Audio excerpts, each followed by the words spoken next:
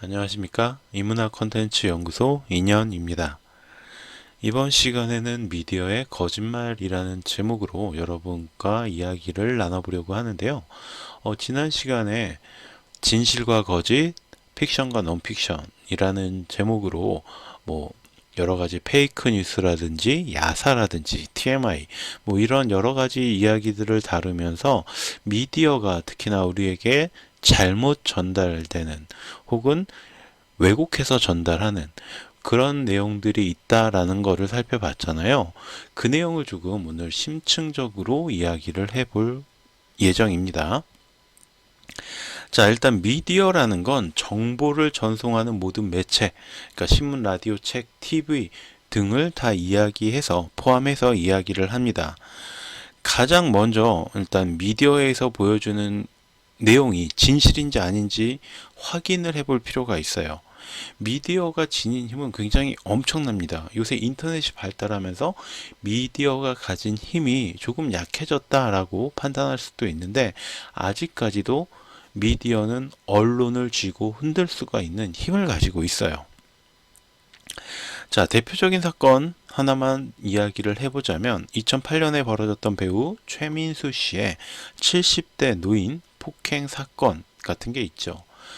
자, 이때 많은 언론에서 최민수 씨가 70대 노인을 이유 없이 구타했다, 이런 식의 신문 방송 보도를 하고 그랬어요. 그런데 이 사건은 완전히 한쪽의 일방적인 주장만을 다루었지 최민수 씨 측의 입장은 전혀 다루지 않았었죠. 그래서 최민수 씨는 이유도 없이 노인에게 욕을 하고 노인을 차에 매달고 500m를 운전한 희대의 파렴치범이 되고야 맙니다. 그런데 이 사건의 진실은 언론의 보도 내용과는 완전히 다른 형태였어요. 최민수 씨가 노인과 다퉜던 원인은 불법 주차 중이었던 노인의 차를 구청 직원이 단속을 하려고 하니까 노인이 이것을 막아섰고 이걸 옆에서 우연히 지켜봤던 최민수 씨가 구청 직원을 도와서 노인에게 항의를 했던 거죠.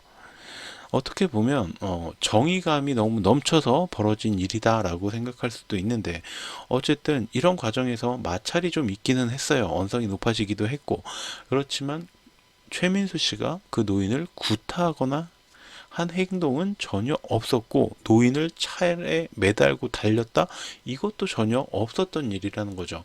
오로지 그 노인의 일방적인 주장일 뿐이었어요. 그런데 이런 팩트 체크를 하지 않고 언론에서는 이것이 마치 사실인 양 보도를 하게 되었던 거죠.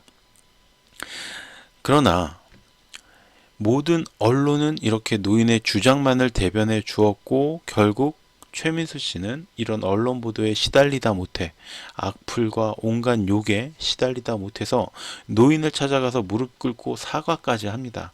그리고 나서도 2년 동안 산에 들어가서 가족들을 놔두고 혼자 산에 들어가서 집거 생활을 하게 되었죠.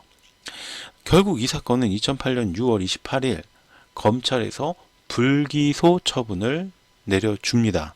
그러니까 폭행 부분의 혐의는 인정이 된다. 그러니까 이렇게 좀 밀치고 이런 걸 얘기하는 거예요. 주먹으로 구타했다는 게 아니라 인정되지만 피해자와 합의하였고 피해자 역시 처벌을 원하지 않아 공소권 없음 결정이 내려졌으며 흉기를 사용해 위협했다는 부분은 증거 부족으로 무혐의 결정이 내려지게 되었다라는 겁니다. 그러니까 언성이 높아지고 하다 보니까 약간 밀치고 이런 것들은 있었어요. 그건 인정. 근데 노인을 일방적으로 구타를 했다던가 차에 매달고 달렸다던가 이런 일은 없었다는 거죠. 또 무슨 무기를 사용해서 흉기를 사용해서 위협했다거나 이런 일은 전혀 없었다는 게 법원에서 밝혀진 겁니다. 그런데 이 내용을 언론들에서 그럼 다루어 주었느냐? 자신들이 오보했잖아요. 잘못 전달했잖아요. 왜곡해서 일방적인 주장만을 실었잖아요. 그럼 이걸 기사가 정정을 해줘야죠. 자, 이와 관련해서 MBC에서 특집 방송을 만들었는데 최민수 씨의 노인 폭행 사건을 알고 있는가라는 질문에 대답한 사람들의 80%가 알고 있다 라고 대답했고, 이 사람들에게 다시 최민수 씨가 이게 무혐의 처분으로 끝난 걸 알고 있느냐라고 묻자 알고 있다고 대답한 사람들 중에 70%는 몰랐다라고 대답을 했다는 거죠. 최민수 씨도 역시 이 당시에 이 특집 방송의 인터뷰를 통해서 당시 이 사건을 대서특필했던 언론사들조차 무혐의 처분이 난 것에 대해 나의 잘못이 없다는 것에 대해 해명해 준 것이 아무것도 없다라고 밝혔다라고 합니다. 자, 이런 것들 몇 가지를 이제 여러분께 소개를 해 볼까 합니다. 여기서 제가 말씀드리는 거는 저는 의혹을 제기하는 거예요.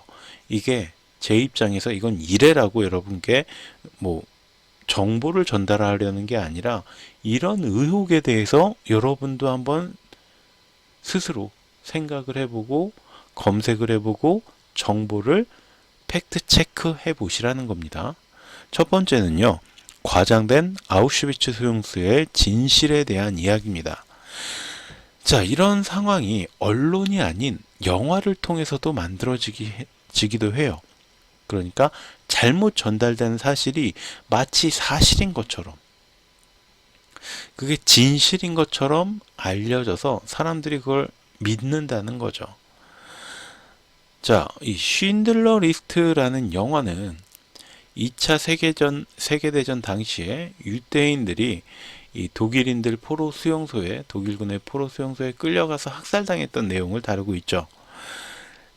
이 영화에서 당시 독일군들이 아우슈비츠 수용소에서 약 600만 명의 유대인을 학살했다라고 기록하고 있고, 자, 그래서 우리는 대부분 아우슈비츠에서 학살당한 유대인 수용자가 600만 명에 이른다 라고들 알고 있어요. 이게 뭐 인터넷 검색하면 대부분 그렇게 나와요. 그런데 이 작품에서 묘사했던 아우슈비츠 수용소가 너무 좀 지나치게 과장되고 부풀려져 있다라는 주장들도 끊임없이 사실은 제기가 되고 있습니다. 자, 두산백과에서 제가 아우슈비츠에 대해서 검색을 해보니까 이렇게 나와 있더라고요. 1940년 4월 27일 수용소가 건립되었고 6월 최초의 폴란드 정치범들이 수용이 되면서 이제 이 아우슈비츠 수용소가 본격적으로 이제 돌아가기 시작했다라는 거죠. 1941년 대량 학살 살해 시설로 확대가 되었고 1942년부터 대학살이 시작되었다라는 거예요. 그래서 1945년 1차 세계대전이 끝날 때까지 가스, 총살, 고문, 질병, 굶주림, 심지어는 임체 실험 등을 당해서 죽은 사람이 약 600만 명에 이른다 라고 두산백과에 실려 있었어요. 희생자의 유품은 재활용품으로 사용했고 장신구는 물론 금리까지 뽑아서 금괴로 만들었고 머리카락을 모아 카펫을 짰으며 뼈는 갈아서 골분 비료로 사용했다라고 해요. 1945년 1월 전쟁이 막바지에 이르자 나치는 대량 학살의 증거를 없애기 위해 막사를 불태우고 건물을 파괴하였다. 자, 이게 바로 두산백과에 실려있는 아우슈비츠 수용소에 대한 내용을 정리해 본 거예요. 자, 그럼 이것에 대해서 이야기를 좀 하자면 우선 MBC 신기한 TV 서프라이즈 2010년 2월 7일 방송분이에요. 거기에서는 쉰들러라는 인물 자체에 대해서 우리가 그 사람이 정말 영웅이냐에 대해서 의심을 해보자 라는 내용이 방송이 됐어요. 그리고 그가 작성한 리스트가 과연 유태인들을 도와주기 위해서, 살려주기 위해서였느냐, 이런 걸 한번 파헤쳐 보자 라는 내용이었죠. 그래서 쉰들러 리스트는 사실 값싼 노동력을 확보하기 위해서 만들었던 리스트라는 거죠. 쉰들러는 공장의 노동자들을 저렴하게 부리기 위해서 유대인들을 보호하는 척한 것이 아닐까라는 의혹이 있고요. 쉰들러는 자신이 데려온 유대인들의 귀중품을 갈취하기도 했다라는 증언도 있었어요. 쉰들러는 애초에 호색한이었고 반인도주의적인 사람이었다. 그러니까 쉰들러는 애초에 그렇게 좋은 사람이 아닌 사업가였고 굉장히 여자를 밝히고 뭐 인도주의에 대해서 별로 관심이 없는 사람이었다. 돈을 밝히는 사람이었다라는 증언들도 굉장히 많이 있어요. 그런데 갑자기 전쟁이 터지니까 인도주의적인 사람이 돼가지고 유대인들을 내가 보호해야지 라고 했다. 이게 조금 의혹이 된다는 거죠. 또 쉰들러는 유대인들에게 거짓 증언을 시키기도 했다. 라는 것도 의혹으로 제기가 됩니다. 뭐 여기서의 어떤 자세한 내용은 유튜브나 뭐 MBC 다시 보기 같은 걸 들어가셔서 확인을 해보시면 더 정확하게 제가 뭐 말하는 것보다 알 수 있을 거고, 저는 거기서 제기했던 의혹들을 여러분께 이렇게 전달을 해드린 거예요. 일단 쉰들러에 대해서 우리가 이 사람이 정말 영웅이었나, 이 사람이 정말 유대인들을 살리기 위해서 그렇게 노력한 사람이 맞는가, 자신을 희생한 사람인가, 이런 걸 한번 다시 생각해 보자 라는 거죠. 쉰들러 이 사람 자체에 대한 의혹도 의혹인데, 여기서 이제 제가 좀 중심적으로 살펴볼 내용은 아우슈비츠 수용소라는 곳이 정말로 그렇게 사람들을 600명이나 살해할 수 있었던 곳이었느냐 라는 점이에요. 나치가 유대인들을 학살하지 않았다라는 말을 하려는 건 절대 아니에요. 저는 히틀러는 나쁜 새끼 얘기할 수 있어요. 또라이고 미치광이고 전범이 맞아요. 나치도 마찬가지고요. 그런데 여기서 제가 좀 이상하다라는 의혹을 느꼈던 부분들이 있어서 여러분들께 이야기를 해보자면, 우선 3년이라는 시간 동안 600만 명을 학살하는 게 과연 수리적으로 가능한가라는 거죠. 저는 아시다시피 문과 출신이기 때문에 뭐 이렇게 계산 같은 거를 잘 하지는 못해요. 근데 일단 1941년 대학살 시설로 확대되어서 1942년부터 대학살이 시작됐다라고 두산백과에서 우리가 확인을 했잖아요. 그러면 1945년 1월쯤에 수용소를 파괴했다라고 하니까 대략 뭐 41년에서 44년 말까지 3년으로 잡아보자고요. 그러면 1095일이 됩니다. 이 기간을 쉬지 않고 하루에 5,479명 정도를 죽였다라는 내용이에요. 하루에, 그러니까 한 5,500명 좀 안 되는 인원들을 죽였다라는 건데, 어떻게 이 사람들을 하루에 5,500명씩 계속 죽여낼 수가 있었을까요? 이 수용소라는 공간에서.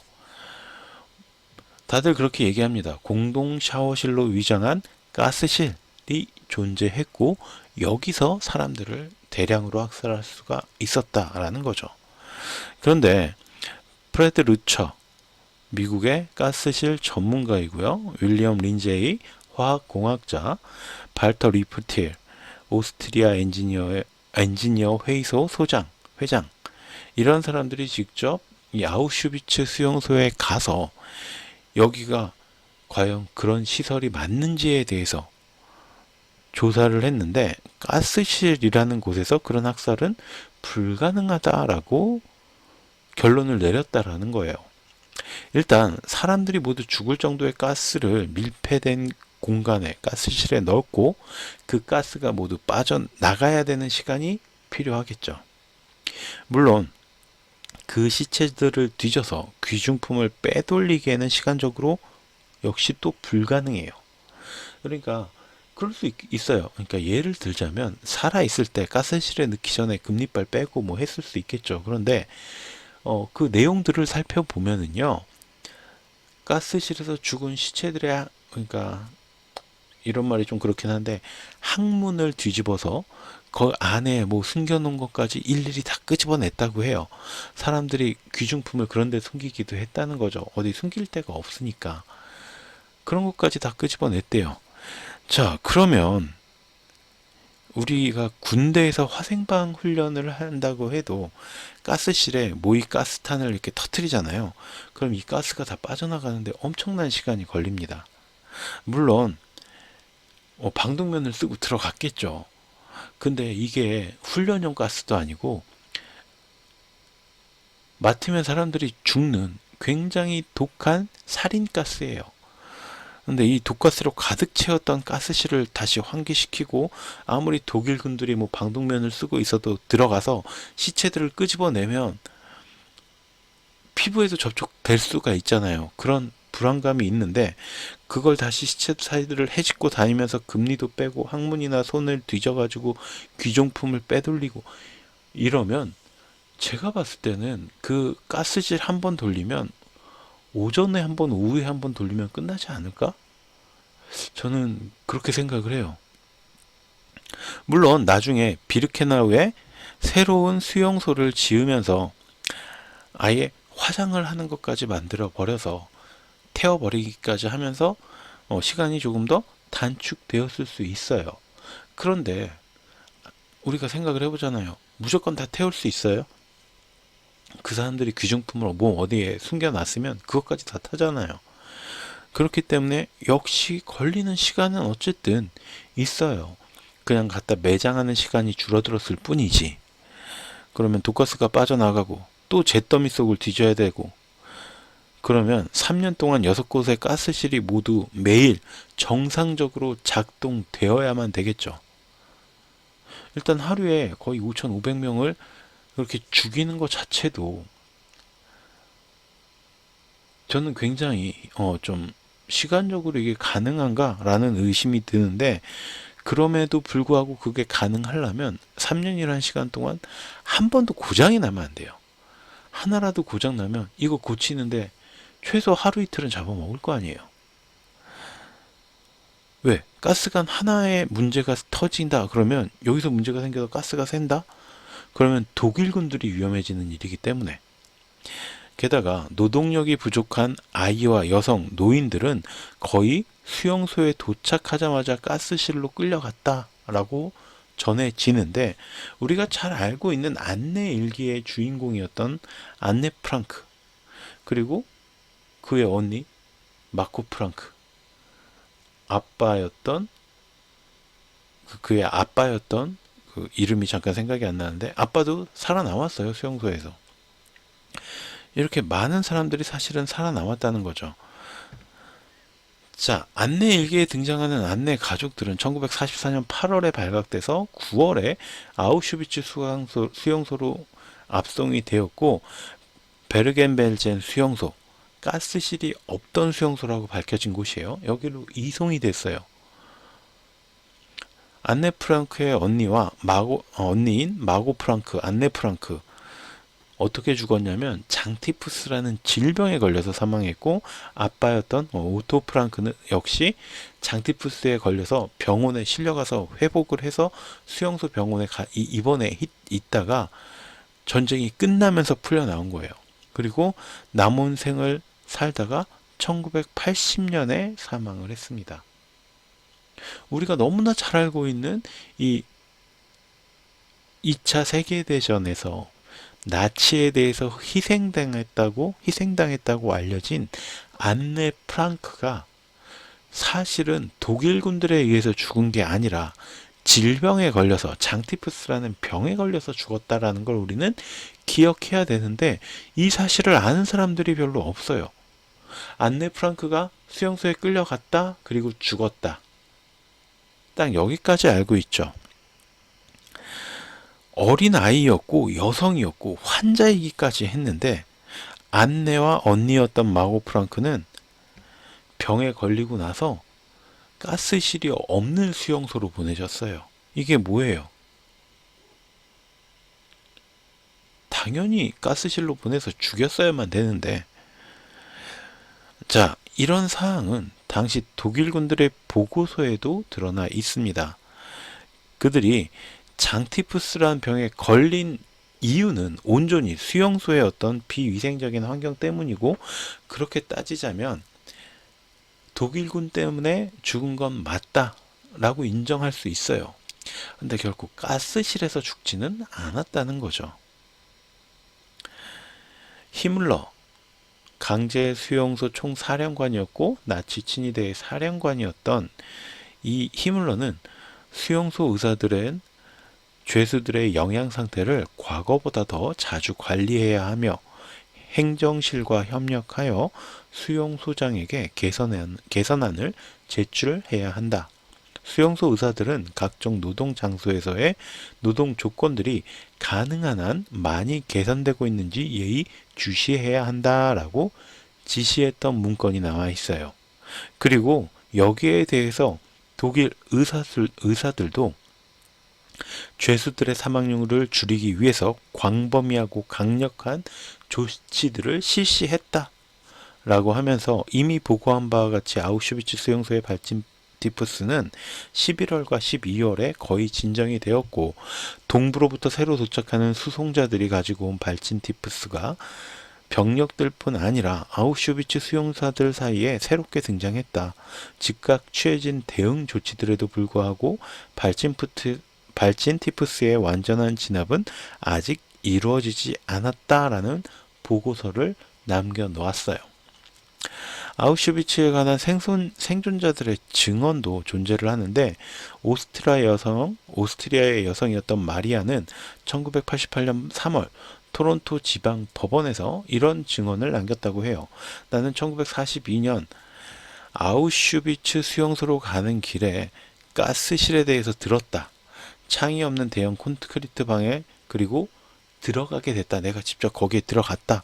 그런데 샤워 꼭지에서는 가스 대신에 물이 잘 나왔다. 나는 많은 수용자들이 여러 가지 질병 또는 자살로 죽는 것을 목격했지만 대량 학살이나 가스 처형 등에 대해서는 내가 직접 본 건 없다. 유대인 여성이었던 마리케도 1944년 7월 헝가리에서 아우슈비츠로 압송이 되었는데, 그녀는 전쟁이 끝난 뒤 자신이 그곳에 수용되었던 기간 동안 가스실에 대해서 아무것도 듣지도 보지도 못했다고 증언을 했다고 합니다. 그러니까 우리가 여기서 좀 생각해 볼 점이 뭐냐면, 가스실이 존재하지 않았다라는 얘기를 하고 싶진 않아요. 저도 분명히 가스실이 존재했고 여기서 많은 학살이 일어났다라는 걸 인정합니다. 그런데 이렇게 그 수용소에서 살았음에도 불구하고 그 내용을 몰랐던 사람들이 존재한다는 건 우리가 생각했던 것처럼 대놓고 막 사람들을 끌고 가서 학살을 한 정도는 아니었지 않을까. 하루에 5,500명을 막 끌고 가서 대량으로 학살했던 정도는 아니지 않았을까. 이런 의심이 좀 생겼다라는 거죠. 그리고 이런 증언은 아우슈비츠 수용소의 소장에게서도 나타나는데요. 1946년 4월 15일 니른베르크 재판에서 아우슈비츠의 수용 소장이 자기가 근무할 때 학살로 250만 명, 굶주림으로 한 50만 명, 총 300만 명 정도를 내가 죽였다라고 자백을 했다고 합니다. 그런데 훗날에 영국군 정보 하사관이었던 버나드라는 사람이 내가 사실은 동료 5명과 함께 이 수용소장이 이런 자백을 할 수 있도록 온갖 엄청난 고문을 했다라는 것을 밝혀요. 결국 이런 고문으로 뱉어낸 자백은 법정에서 당연히 인정받을 수 없는 내용이겠죠. 그리고 우리도 이걸 진실이다라고 받아들이기 어려울 수가 있어요. 물론 고문을 하지 않았다면 어떤 또 거짓말을 했을 수도 있겠다라고 받아들일 수 있지만, 고문을 통해서도 또 거짓말을 하는 경우들도 있잖아요. 그래서 이게 굉장히 좀 애매한 부분이 아닐까 생각이 들고, 아우슈비츠 수용소장은 내가 250만 명의 유대인들을 죽였다는 진술서에 서명한 것은 분명하다. 나는 그것이 500만 명의 유대인들을 죽였다라고 했어도 똑같이 말했을 것이다. 그것이 사실이든 아니든 그 영국군 정보 사관, 이 사람들은 어떤 자백도 얻어낼 수 있는 확실한 방법들을 알고 있었으니까, 그러니까 나를 고문해서 자신들이 원하는 답을 얻어냈을 테니까 라는 의미겠죠. 아우슈비츠의 진실에 대한 접근은 석방된 수용자들을 통해서도 짐작해 볼 수가 있는데요. 당시 20만 명 이상이 아우슈비츠로부터 다른 수용소들로 이감이 되었다고 해요. 아까 우리가 봤던 안네 프랑크 가족, 이런 경우라고 할 수가 있겠죠. 소련이 수용소들의 소련이 그 수용소들을 해방시켰을 때 거기서 또 살아있던 사람들이 약 8,000명 정도가 있었다고 합니다. 그곳에서 복역했던 또 1,500명의 죄수들은 이미 석방이 되기도 했었대요. 자, 20만 명이 아우슈비츠가 아닌 다른 수용소로 이감이 되기도 했고, 실질적으로 그 수용소를 해방시켰을 때 8,000명이 생존해 있었고요. 그 전에 1,500명의 죄수들이 이미 석방이 된 상태이기도 했다라는 거예요. 그러면 아우슈비츠가 학살의 현장인 건 맞아요. 그런데 우리에게 알려졌던 것처럼 들어가면 무조건 시체가 돼서 나오는 그런 곳이었을까라는 것에 대해서는 우리가 한번 의문을 제기해 볼 필요가 있지 않을까라는 겁니다. 제가 도입부에서도 이미 말씀드렸던 것처럼 히틀러나 나치의 어떤 미친 짓거리들을 옹호하려고 이런 얘기를 하는 건 아니에요. 나치가 유대인들을 학살했다라는 건 저는 팩트라고 생각을 합니다. 단지 이 피해자들에 대한 집계에 약간 과장된 측면이 있었던 건 아닐까라는 의혹이 든다는 거죠. 스티븐 스필버그는 굉장히 뛰어난 감독이죠. 많은 사람들에게 사랑을 받고 굉장히 좋은 영화들을 많이 만들었던 감독인데, 이 사람은 일단 감독, 창작자이고요. 스스로가 유대인이에요. 그가 만든 영화는 영화로 접근을 해야지, 그가 만든 영화를 어떤 다큐멘터리나 팩트라고 접근을 해서는 안 되겠죠. 이게 사실은 더 위험한 일일 수 있다라고 저는 생각이 듭니다. 자, 그리고 두 번째로 김두한은 누구일까에 대한 이야기를 좀 해볼게요. 드라마나 영화를 통해서 굉장히 잘못 알려진 인물들 중에 하나가 저는 장군의 아들 김두한이라는 거라고 생각을 해요.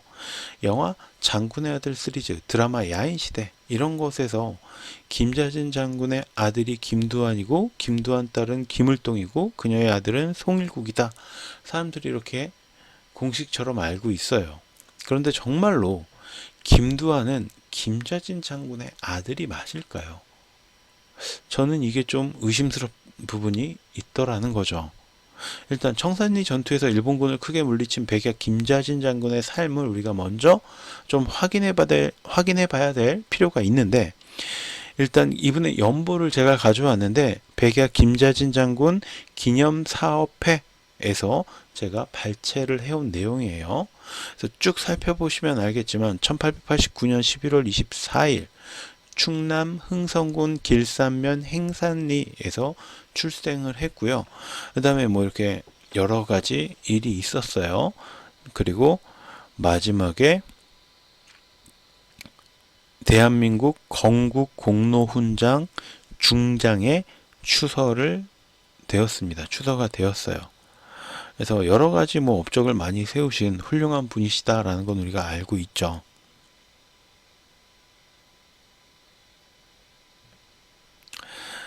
자, 이 연표를 통해서 우리가 김자진 장군의 어떤 생애를 단편적으로나마 확인이 가능합니다. 그리고 다음 신문기사 매일신보 1925년 9월 15일자에 김자진 장군과 김두한의 어떤 연관성을 추정해 볼 수 있는 기사가 하나 있어요. 이 내용이 그거예요. 연고탑에 근거를 두고 노령 방면으로 활동하고 있는 과격파의 수령 김좌진은 정부 김계월과 그 사이에 낳은 김두한을 데려가기 위해 온갖 수단을 다 써보았으나 국경의 경계가 엄중하여 오늘까지 뜻을 이루지 못하였던 바, 이번 김계월도 정랑 김좌진을 생각하고 항상 매흘이 지내던 중 지난 9일 자기 모 박씨와 자식을 데리고 가산도구를 방매하여 여비를 만들어 가지고 경성역을 출발하여 무사히 목적지에 이르러 8년 만에 부부와 부자가 반갑게 대면하게 되었다더라 라는 기사 내용인데, 일단 우리가 여기서 생각해 봐야 될 내용은 이 매일신보라는 신문이 어떤 신문인가라는 것이고, 이 전체적인 어조가 어때요? 과격파의 수령 김좌진, 정부, 그러니까 정식 처가 아니라, 그러니까 첩 뭐 이런 거죠. 정을 통하는 부녀자, 그래서 정부라고 하는데, 어쨌든 정식으로 혼례를 치르지 않은 그냥 애인 혹은 첩의 개념으로 우리가 생각을 해야 돼요.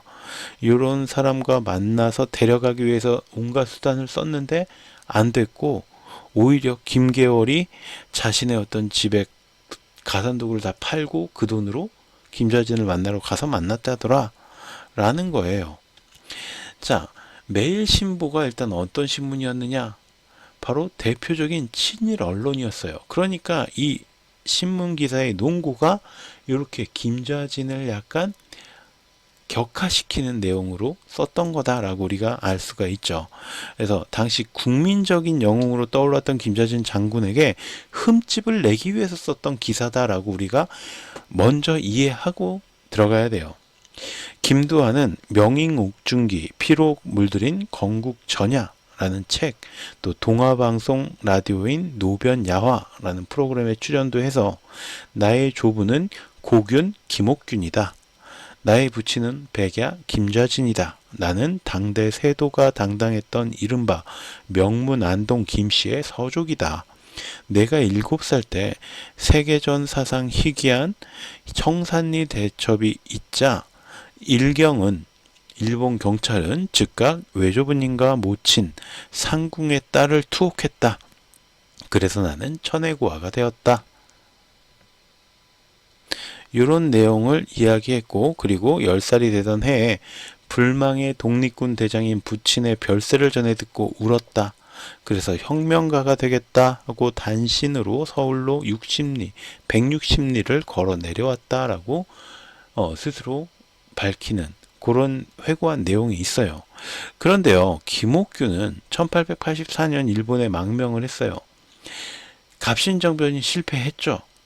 갑신정변 때 김옥균이 백으로 생각했던 게 누구예요? 바로 일본군이었어요. 그런데 일본군이 배신하면서 3일 천하가 끝났고 일본에 망명을 해서 1894년 암살 당할 때까지 일본에서 살았고 조선으로 넘어오질 않았어요. 왜?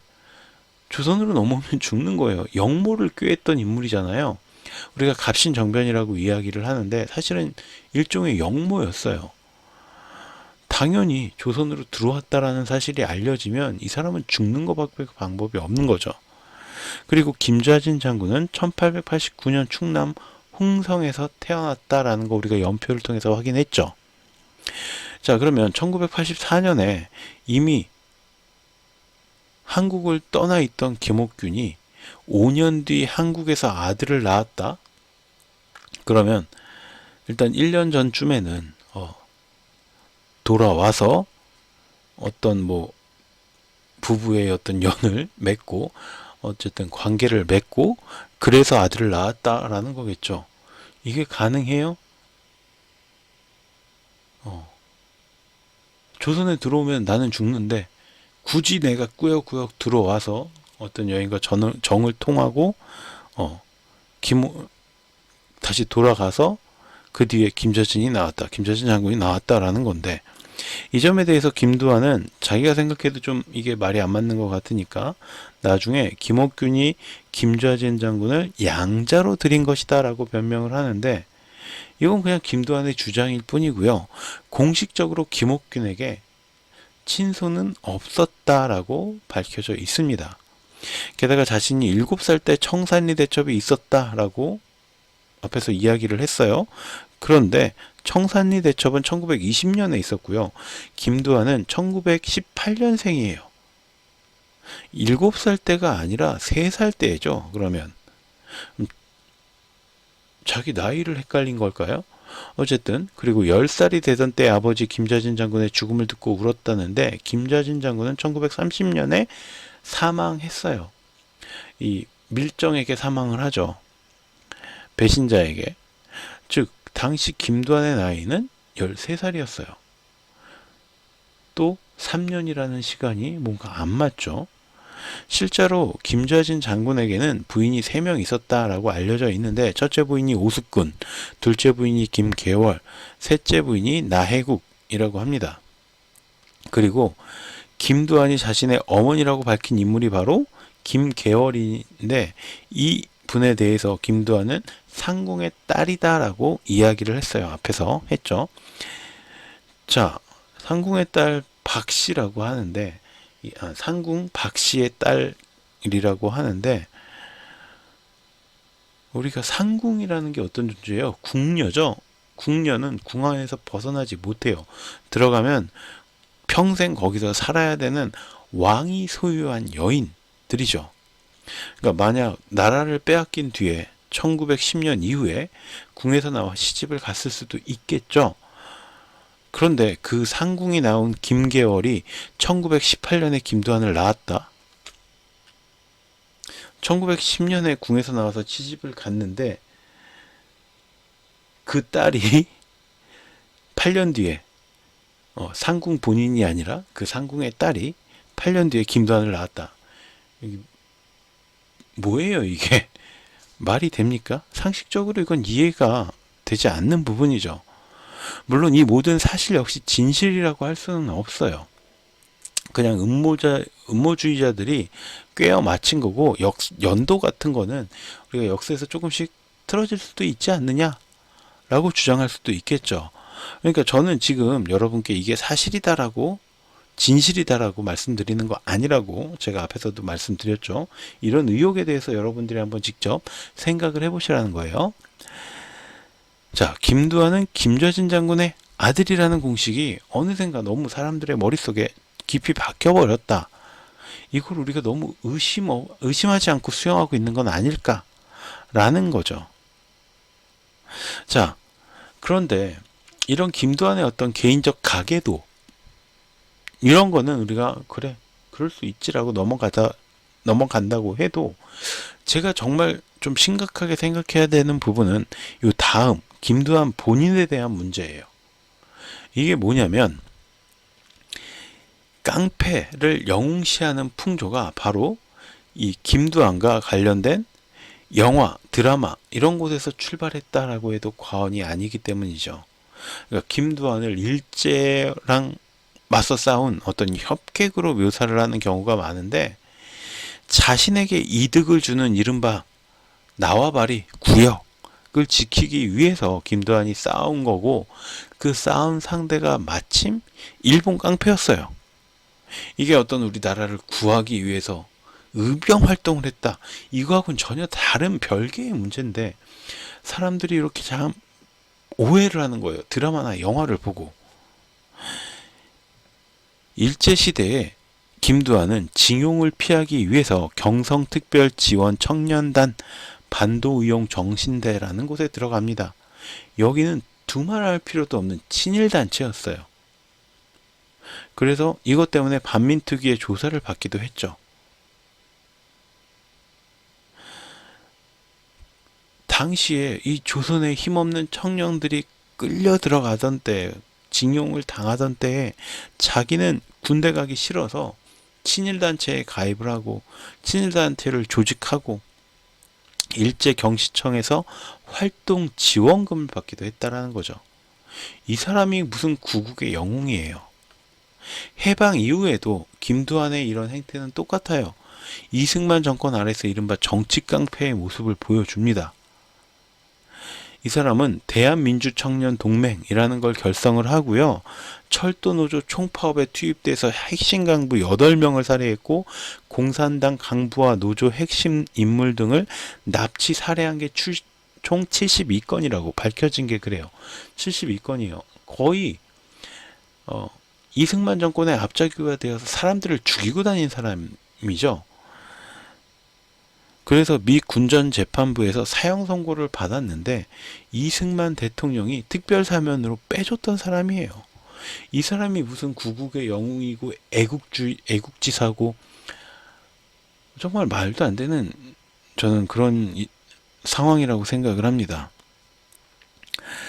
당시에 혼란한 사회상을 염두에 둔다고 해도 그는 두말할 필요 없는 깡패였고 친일 행위자였고 정치 깡패였던 범죄자였다. 저는 이게 팩트라고 생각을 해요. 물론 그가 마음속에서 어떤 정의감을 가지고 우리 지역의 상인들을 보호했다. 뭐 이런 정도는 그래요. 있을 수도 있었겠죠. 근데 본인도 상인들에게서 보호비를 걷어서 생활하던 깡패였죠. 이게 정말로 잘못된 것이라고 생각을 해요. 이 사람을 무슨 영웅으로 만드는 거. 이러고 나서 뭐 온갖 드라마 영화에서 깡패들이 아주 무슨 수뇌보루가 있고 뭐 정의감이 있고 남을 돕는 이런 인물들로 묘사가 많이 됐었죠. 90년대 이런 영화들 엄청 많이 나왔어요. 여러분, 영화는 영화고요. 깡패는 깡패입니다. 헷갈리지 말아야 돼요. 자, 이 미디어의 거짓말에 대해서 오늘 일단 여기까지 해서 좀 두 강으로 나눠야 될 것 같아요. 이 내용이 워낙 길다 보니까 첫 번째 강의는 여기서 마치도록 하고 다음 시간에 이 김두한보다 더 심각한 오류로 잘못 알려진 인물에 대한 이야기를 좀 해볼까 합니다. 그래서 다음에 미디어의 거짓말 두 번째 강의에서 다시 한번 찾아뵙는 걸로 할게요. 긴 시간 동안 강의 들어주셔서 감사하고요. 도움이 되셨다면 구독과 좋아요도 부탁드리겠습니다. 감사합니다.